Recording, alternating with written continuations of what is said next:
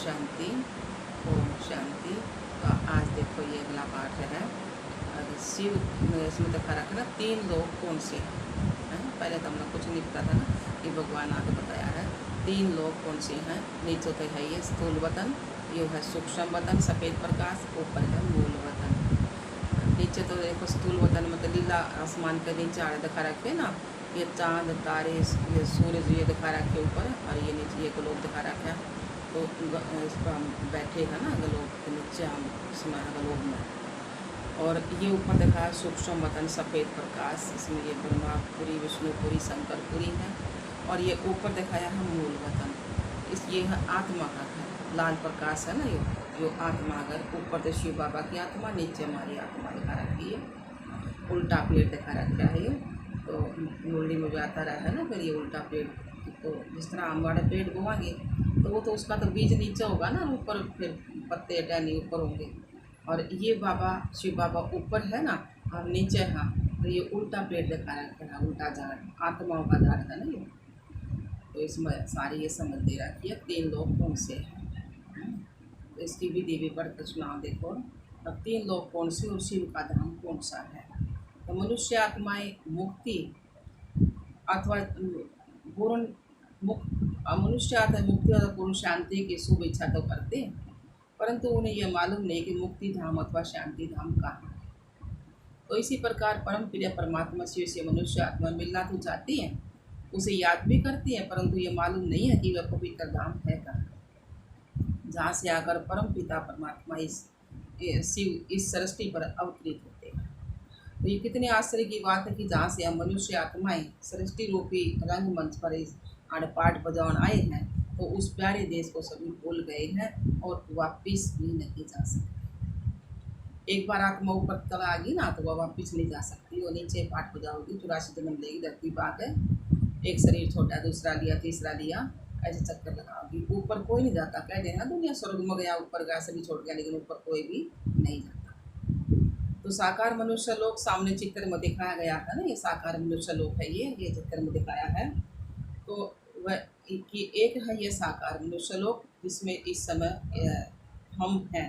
तो इसमें सभी मनुष्य आत्मा हड्डी मांस सहित मतलब शरीर स्थूल शरीर लेकर सारे कर्म करे हैं ना, और उसका फल सुख दुख के रूप में भोगती हैं, जन्म मरण के चक्कर मारती हैं।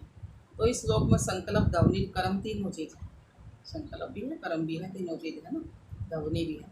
तो इसे 5 तत्वों की सृष्टि अथवा कर्म क्षेत्र भी कहते हैं। तो ये सृष्टि आकाश तत्वों के अंश मात्र में है। तो इसे सामने त्रिलोक के चित्र में उल्टे व्रत के रूप में दिखाया गया, क्योंकि इसके बीज रूप परमात्मा शिव जो कि जन्म मरण से न्यारे हैं और ऊपर में रहते हैं, परम धाम में रहते हैं।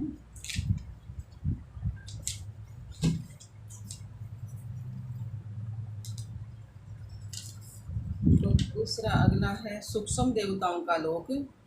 तो इस मनुष्य लोक के सूर्य तथा तारागण से भी पार तथा आकाश तत्वों के भी पार एक सूक्ष्म लोक है, जहाँ प्रकाश ही प्रकाश है। हाँ, तो तीसरा है ना ये सूक्ष्म, दूसरा ये सूक्ष्म देवताओं का लोक दूसरा है ना। तो इस समय इस मनुष्य लोक के सूर्य तारागण तभी पार आकाश तत्वों के पार ये सूक्ष्म लोक से ना। तो जहाँ प्रकाश ही प्रकाश है, ये सफ़ेद प्रकाश देखा रखा है, जो सफ़ेद प्रकाश है, प्रकाश सही।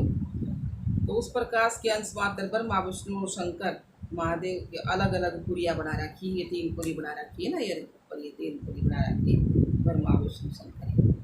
तो इसमें देखा रखा है ना। और इन देवताओं के शरीर हड्डी मांस के नहीं है, बल्कि प्रकाश के। तो इन दिव्य चक्षु द्वारा ही देखा जा सकता है, या दुख अथवा शांति नहीं होती है। यहाँ संकल्प तो होते हैं और क्रियाएं भी होती हैं और बातचीत भी होती है इस सूक्ष्म लोक में।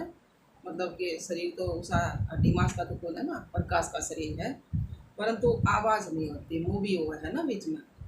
तो ब्रह्मलोक और परलोक तीसरा ऊपर है। तो इन पुरियों से भी पार एक लोक है, जिसे ब्रह्मलोक परलोक निर्वाण धाम शांति धाम कई नाम तो भूला जाए, जहाँ तो बाबा ने क्या है शिव लोक इत्यादि नामों से याद किया जाता है। तो इसमें सुनहरे लाल रंग का प्रकाश जो है ना ऊपर दिखाया, लाल रंग का प्रकाश फैला हुआ है। तो ब्रह्म तत्व छठा तत्व महत्व भी कहा जा सकता है। तो इसमें अंश मात्र ज्योति बिंदु आत्माएं मुक्ति की अवस्था में रहती हैं।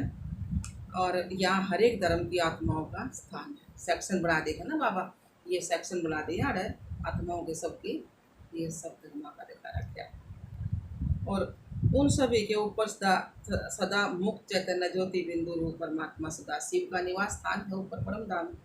तो इस लोक में मनुष्य आत्माएं कल्प के अंत सृष्टि का महाविनाश होने के बाद अपने कर्मों का फल भोग कर तथा पवित्र होकर ही जाती है।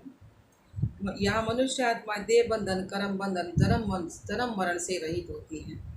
तो यहाँ न संकल्प है, न वचन है और न ही कर्म है। इस लोक में परम पिता परमात्मा शिव के सिवाय अन्य कोई गुरु इत्यादि नहीं ले जा सकते हैं।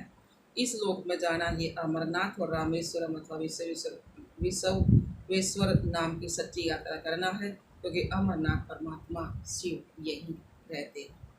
शिव बाबा भी इस नाम अमरनाथ की कथा कह दिया, हाँ सत्यनारायण कथा कह दिया। तो मतलब यह मुरली सुनाओ है ना बाबा, तो क्या है सब रोज अमरनाथ कथा सुनाओ।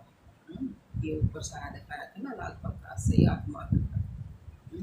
ठीक है, ओम शांति। चलो अगली का और थोड़ा सा बता दें। वैसे तो सब साधना कोर्स बताया जा रही है, लेकिन हम किताब के सारे पाठ करवाओगे ना तो इसमें थोड़ा और भी कई दिन लग सकते। तो इसमें देखा रखिए आश्चर्यजनक बात है ये। अब देखो निराकार परमात्मा और उनके सारे ये गुण शिव बाबा के गुण लिखते हैं इसमें। ये गुण पढ़ कर सुनाऊं, देखो इनका अर्थ है सबके। ब्रह्म लोक के वासी हैं भगवान, ब्रह्म लोक का ऊपर का परम धाम का वासी है और ब्रह्मा द्वारा सतयुगी सृष्टि की स्थापना करते हैं। ब्रह्मा बाबा है ना ये, तो इनके द्वारा सतयुगी सृष्टि की स्थापना करा है। इसमें भगवान की आत्माओं है ना, तो ज्ञान सुना जा है ये। तो कर्मों की गति को भगवान जानने वाला, जैसे हम कर्म करा है ना उसी गति भगवान हमारे जानने वाला है, उस अनुसार हमने पढ़ मिला है। कर्म मनुष्य सृष्टि रूपी वृक्ष का भगवान बीज रूप है।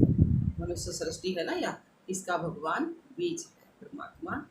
दुख हरता सुख करता है, दुख हर है सुख देव है ना। ज्ञान समझ में आ जा है, सारी सृष्टि का ड्रामे का ज्ञान समझ में आ जा है, तो दुख का न ले हमारे लोग और सुख दे दे। मुक्ति जीवन मुक्ति के दाता है, मुक्ति भी देवा है ना। मुक्ति परम धाम होगी, जीवन मुक्ति जीते जी सतयुग में होगी। मुक्ति जीवन मुक्ति का दाता है दाता। अकाल मूर्त उसको कोई भी काल नहीं खा सकता भगवान को। भगवान क्योंकि निराकार है ना ज्योति बिंदु स्वरूप, उसको कोई भी काल नहीं खा सकता। जन्म मरण से वो न्यारा है, जन्म मरण के चक्कर में भगवान नहीं आते। परम पिता परम शिक्षक सतगुरु हैं और जीवन नैया को पार ले जाने वाले हैं। ब्रह्मा विष्णु शंकर के रचता त्रिमूर्ति शिव। शांति का ही भगवान सागर है। विष्णु द्वारा देवी सृष्टि की पालना करते हैं और निराकार है।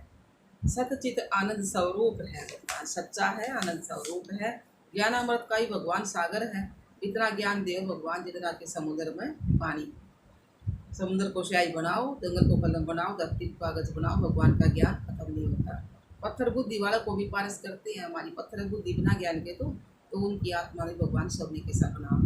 नर से श्री नारायण बनाने वाले हैं, मनुष्य से देवता बनने की पढ़ाई है। सबके सुख के दाता है भगवान, सबने सुख देवा, दुख नहीं देता।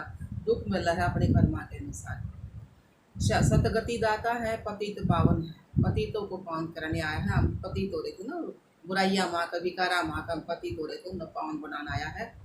और दिव्य बुद्धि का दाता, देवताड़ी बुद्धि दे है भगवान। सुख दुख तो भगवान न्यारा ही, चक्कर भगवान नहीं आता, भगवान का शरीर नहीं है। और आनंद का भी वो सागर है। सृष्टि के आदि मध्य अंत को वो जानने वाला है। सारा स्वरूप का बीज का अंत का जानने वाला है। और बिंदु रूप काल के पंजे छुड़ाने वाला है। इस दुनिया में तो कहेंगे ना काल खा गया, इस काल के पंजे तो भगवान छुड़ाने वाला है। और बिंदु रूप ज्योति स्वरूप है।